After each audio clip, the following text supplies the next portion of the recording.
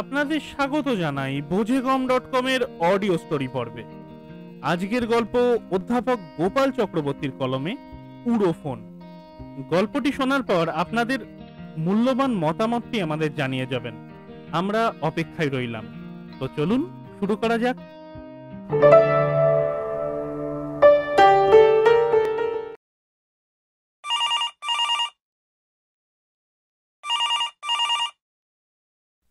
ল্যান্ডফোনের এক টানা কর্কশ আওয়াজে ঘুম ভেঙে গেল সুপ্রকাশের।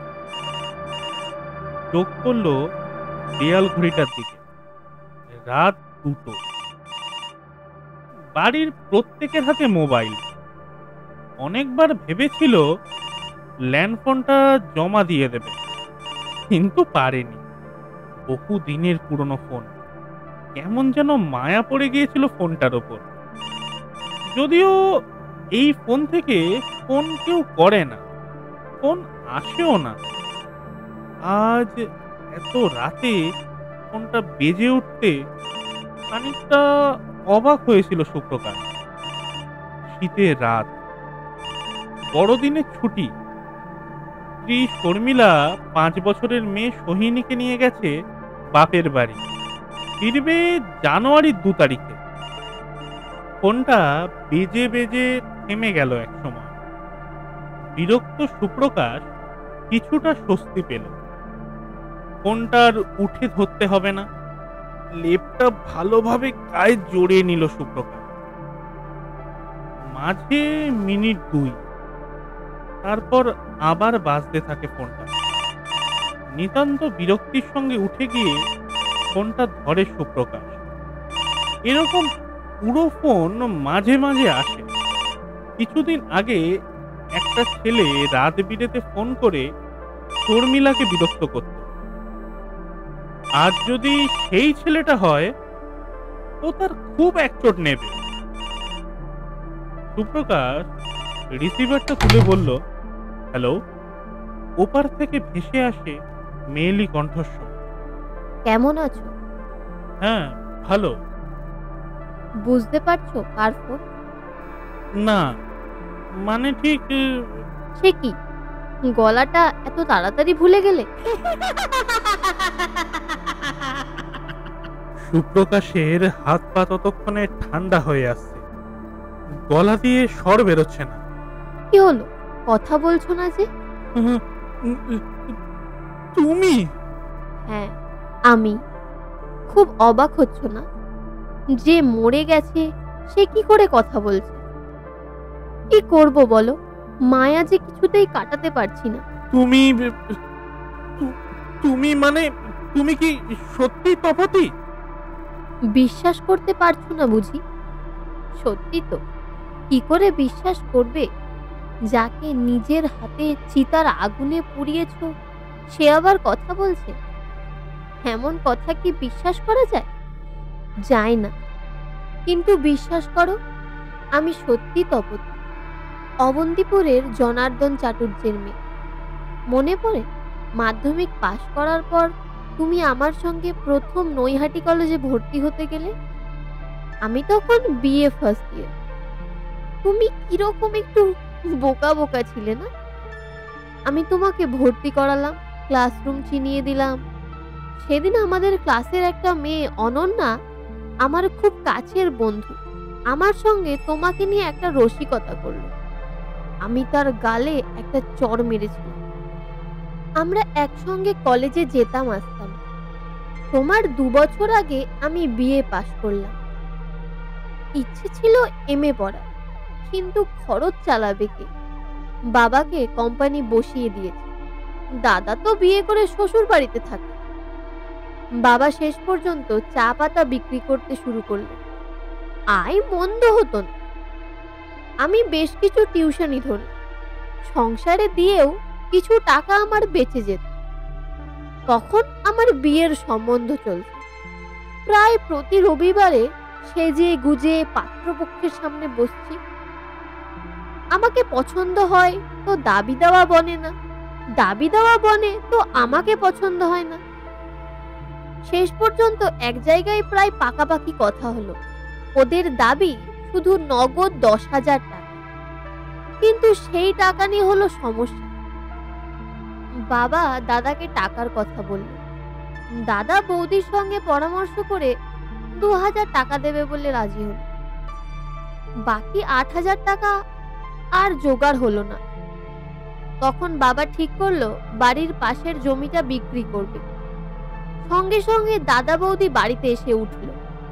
জমি ওরা বিক্রি করতে দেবে না। তুমি সেবার বিএ পাশ করে রবীন্দ্রভারতী বিশ্ববিদ্যালয়ে ভর্তি হলে। প্রতি রবিবার সংসেজে পাত্রপক্ষের সামনে বসা আমার আর ভালো লাগছিল না। তাছাড়া আমাকে নিয়ে বাড়িতে রোজ ঝগড়া, অশান্তি, জীবনটা কেমন যেন অসহ্য লাগছিল। ভেবেছিলাম যে করেই হোক নিজের পায়ে দাঁড়াতেই হবে। এমএ পাসটা করতে পারলে হয়তো একটা চাকরি জোগাড় করতে পারবো। তাছাড়া সময়টাও কাটবে। তাই তোমার কাছে আবার ভর্তি হলাম বিশ্ববিদ্যালয়ে। শুনেছি ডুবন্ত মানুষ নাকি খড়কুটো আঁকড়েও বাঁচতে চায়।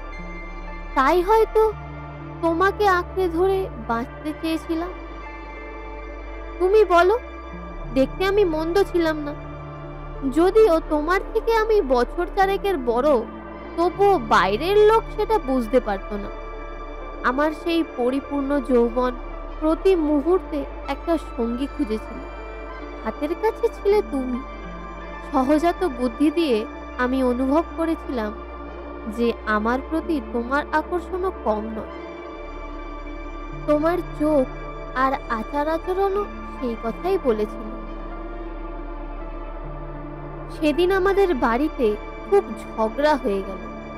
বৌদি আমার চরিত্র নিয়ে কটূক্তি করলো আর দাদা তাকে সমর্থন করলো। প্রমাণও তারা দাখিল করলো। আমার পড়ার টেবিলের উপর থেকে কয়েক পাতা জন্ম নিরোধক বড়ি, যে বড়িগুলো আমাদের বাড়ির কাজের বউটা আমাকে আনতে দিয়েছিল। বউটার স্বামীটা মাতাল, কাজকর্ম ঠিকমতো করে না, রোজগার না করে মদ খেয়ে উড়িয়ে দেয়। কিন্তু প্রতি রাতে বউয়ের সঙ্গ ছাড়া তার চলে না। 2টো বাচ্চা আছে। কখন আবার আরেকটা আসে, তাই বউটা নিজেই বড়ি আনিয়ে খায়, আনায় আমাকে দিয়ে। আমার বাবা মাও সেদিন আমাকে ভুল বুঝেছিল। মনে পড়ে সেদিন সন্ধ্যাবেলা আমি বাগানের পুকুর ঘাটে একা বসে আছি। বিশ্ববিদ্যালয়ে যাইনি বলে তুমি আমাদের বাড়িতে আমাকে না পেয়ে বাগানের পুকুর ঘাটে গেলে।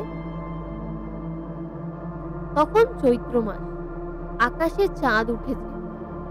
আমাকে তুমি চুপচাপ দেখে আমার কি হয়েছে জিজ্ঞাসা করলে। আমি কিছুই বললাম না। তুমি আমাকে কথা বলাবার জন্য আমার ডান হাতটা নিজের হাতে দিয়ে ঝাঁকুনি দিতে থাকে। আমি হাত ছাড়াবার কোনো চেষ্টাই করলাম না। তুমি হঠাৎ আমাকে বুকের মধ্যে জড়িয়ে ধরলে। আমি বাধা দিলাম না, নিজেকে সঁপে দিলাম তোমার কাছে। তখন তোমার সারা দেহ থরথর করে কাঁপছে। সেদিন আমার খুব কষ্ট হয়েছিল, তবুও একটা আনন্দের জোয়ারে যেন আমি ভেসে গিয়েছিলাম। বাড়ি ফিরতে সেদিন রাত হয়েছিল। কত রাত জানি না। বাড়িতে সবাই আমার জন্য যেন অপেক্ষা করে আছে। আমি ঘরে ঢুকতে না ঢুকতে শুরু হলো বাক্যবাণ। এত রাত অবধি কোথায় ছিলাম, কার কাছে গিয়েছিলাম। তোমার মাও নাকি সেদিন আমার নামে অভিযোগ করে গেছেন। আমি নাকি তোমার মাথাটা চিবিয়ে খাচ্ছি। বৌদি পরামর্শ দিল লাইনে গিয়ে দাঁড়াতে। মা বললেন গলায় দড়ি দিতে। দাদা বলল এই বাড়িতে আমার ঠাঁই হবে না।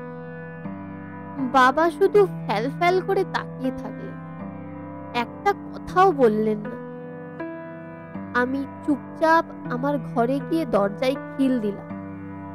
একটা চেয়ারে বসে থাকলাম অনেকক্ষণ। মনের মধ্যে তখন আমার আনন্দের জোয়ার। এক প্রেমিক পুরুষের বাহু পাশে ধরা দেওয়ার এত আনন্দ, তার দেহের সঙ্গে বিলীন হওয়ার এত সুখ। অন্য কথা ভেবে আমি এই সুখটা নষ্ট হতে দিতে চাইনি। কতক্ষণ এভাবে বসেছিলাম কে জানে। এক সময়ে উঠে দাঁড়ালাম, আলনা থেকে একটা সুতির শাড়ি টেনে নিয়ে দড়ির মতো করে পাকালাম। সিলিং ফ্যানের আংটার সঙ্গে শক্ত করে বেঁধে একটা চেয়ারের উপর উঠে গলায় ফাঁস দিয়ে চেয়ারটাকে পা দিয়ে সরিয়ে ঝুলে পড়লাম। দম বন্ধ হয়ে আসছে। বাইরে থেকে দরজায় বারবার আঘাত করছে কারা। অবশেষে দরজা ভেঙে ঘরে ঢুকে ওরা আমার ঝুলন্ত দেহটা দেখতে পেল। টেবিলের উপর পেপার ওয়েট চাপা দেওয়া একটা কাগজও পেল। তাতে আমি লিখেছিলাম, আমার মৃত্যুর জন্য কেউ দায়ী নয়। পুলিশ এলো, কিন্তু ঝামেলা বিশেষ কিছু হলো না। আমার সেই সুইসাইড নোট সবাইকে বাঁচিয়ে দিল। গঙ্গার ধারে আমাকে দাহ করা হলো। কারো জন্য আমার একটুও মায়া হলো না।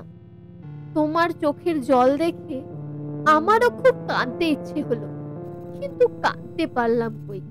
এক নাগাড়ে কথাগুলো বলার পর যেন একটু থামলো তপতি। সুপ্রকাশ চিৎকার করে উঠল, তপতি, তপতি, তপতি, তুমি কোথায়? ওপার থেকে কোনো সাড়া নেই। সুপ্রকাশ আবার ডাকে, তপতি, তপতি, তপতি, শুনতে পাচ্ছ?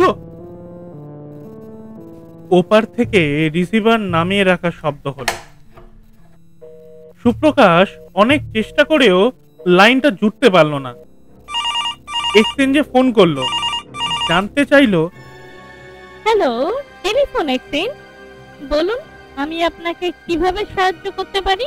হ্যাঁ হ্যাঁ হ্যাঁ, হ্যালো, এইমাত্র আমার নাম্বার একটা ফোন এসেছিল। কাইন্ডলি একটু দেখে বলবেন নাম্বারটা কি ছিল? ওরা একটু সময় নিয়ে বলল, বলছেন কি মশাই, আপনার নাম্বার তো কোনো ফোনই যায়নি।